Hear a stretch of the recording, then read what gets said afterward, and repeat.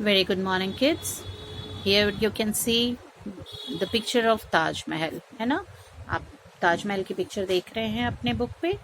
So this is the 6th chapter and the poem The Taj.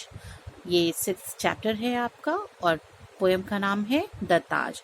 So today we will read this chapter and understand the meanings and will underline the words also. Okay, so let us start with the poem now. All set for my school trip.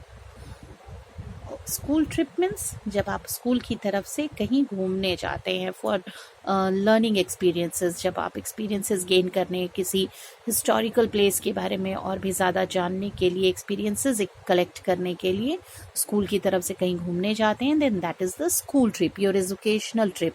अभी आप लोग बहुत छोटे हैं, but when you will go in the senior classes you will go to the school trips also. Okay, so all set for my school trip. Loaded in a musty van. Musty means जब कोई जगह बहुत दिनों से कमरा वगैरह कोई बंद रहता है ना, और तो उसमें मॉइस्चर आ जाता है, वो थोड़ा सा डैम्प स्मेल आने लगते, बंद बंद सीलन जैसी स्मेल आने लगती है, उसमें से फीलिंग वैसी आती है कि कैसा स्मेल आ रहा है. So that is the van. जिस वैन में ये लोग बैठे, वो सब बच्चों को बैठा दिया गया था जिस वैन में, that was loaded in a musty van कह रहा है, क्योंकि सारे बच्चे होंगे जिन्हें एक वैन में बैठा दिया गया होगा, तो उसमें से मस्टी फीलिंग आ रही थी, मस्टी स्मेल आ रहा था. ओके, बिल्कुल डैम्प सीलन वाली smell. Off to the magnificent Taj.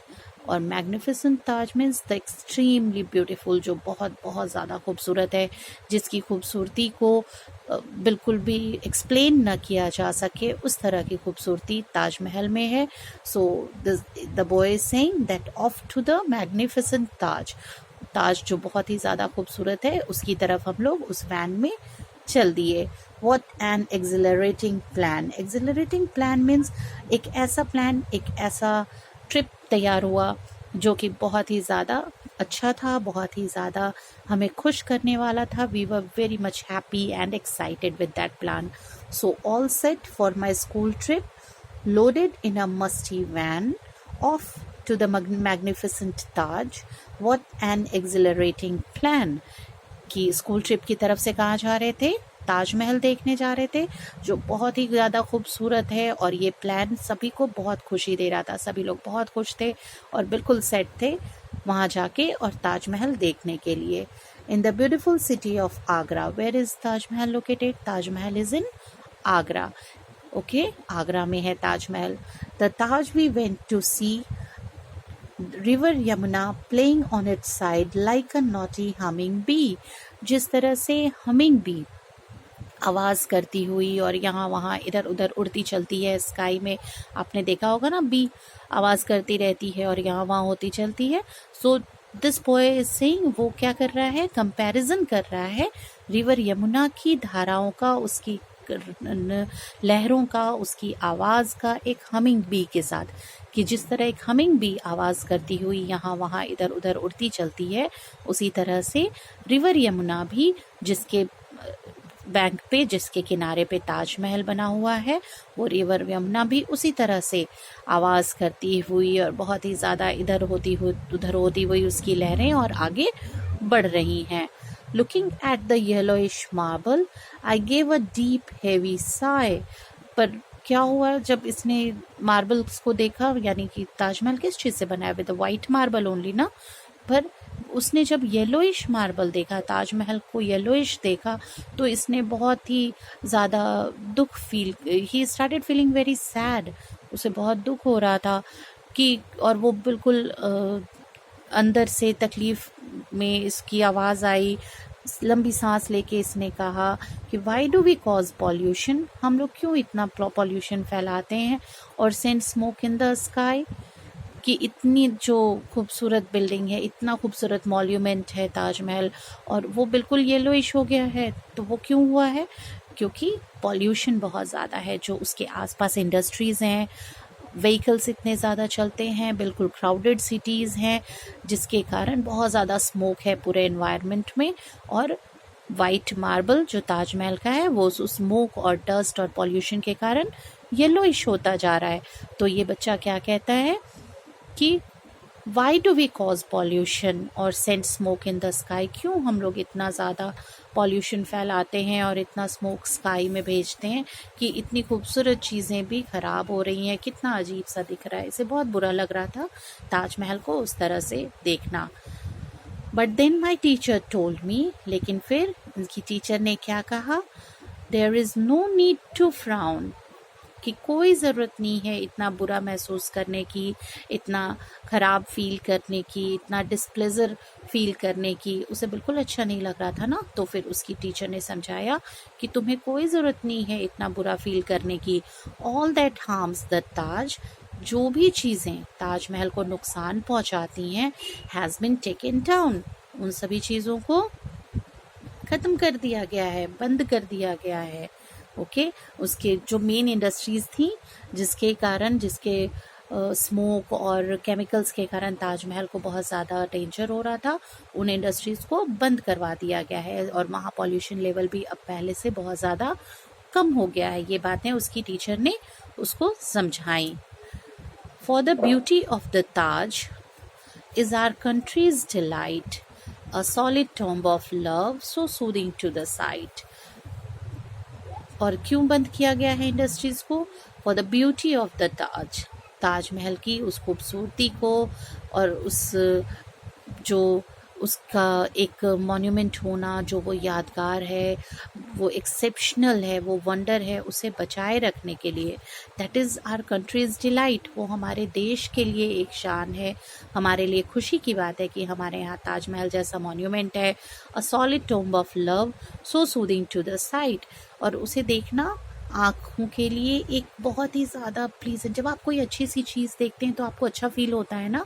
So soothing to the eye, soothing means जो आपको आराम दे, जिसको देख के आपको बहुत अच्छा फील हो। So seeing the Taj Mahal is soothing to the eyes. आप जब कोई अच्छी चीज़ देखते हैं, आप ग्रीनरी देखते हैं, फ्लावर्स देखते हैं, ब्यूटीफुल माउंटेन्स, रिवर्स और स्काई क्लाउड, ये सब कुछ जब आप देखते हैं तो आपकी आंखों को अच्छा लगता है, आपके मन को अच्छा लगता है। So they all are soothing to the eyes, जिससे आपको कंफर्ट मिलता है, आपको आराम मिलता है। सो ताजमहल को देखना भी क्या है? सूदिंग टू द आइज है, आंखों के लिए बहुत अच्छा फील होता है, क्योंकि आप जब देखते हैं और वही इमोशंस फिर आपके मन में आते हैं, आपकी फीलिंग्स वही आती है। तो ये बहुत ही अच्छा है। All set to go back, seated in the musty van, और फिर जब ये लोग घूम लेते हैं, देख लेते हैं ताजमहल को, उसके बाद फिर बिल्कुल तैयार होते हैं वापस लौटने के लिए, क्योंकि जब ट्रिप ओवर हो गया तो लौटना है ना पूरे दिन घूम लेने के बाद। Seated in the musty van, फिर वापस उसी वैन में आकर के, मस्टी वैन जिसमें डैम्प स्मेल आ रहा था, और बैठ जाते हैं सारे लोग। We took with us memories, और अपने साथ क्या लेके आते हैं? जब आप कहीं घूमने जाते हैं अपनी फैमिली के साथ, फ्रेंड्स के साथ, छुट्टियों में निकलते हैं, तो आप अपने साथ क्या लेके आते हैं? बहुत सारी मेमोरीज उन जगहों की जहाँ आप गए थे, जहाँ जो आपने विजिट किए, यादें रहती हैं। आप फोटोज़ क्लिक करते हैं, आप जब भी कोई बात होगी तो आप कुछ ना कुछ इंसिडेंट याद करेंगे। सो वैसे ही ये भी बच्चे वैन में बैठ के वापस लौटने को तैयार, और उसी वस्ती वैन में बैठ जाते हैं और अपने साथ क्या लेके आते हैं? बहुत सारी मेमोरीज, बहुत सारी यादें उस पूरे दिन की। Of the Taj so huge and grand, किस चीज़ की मेमोरीज लेके आते हैं अपने साथ?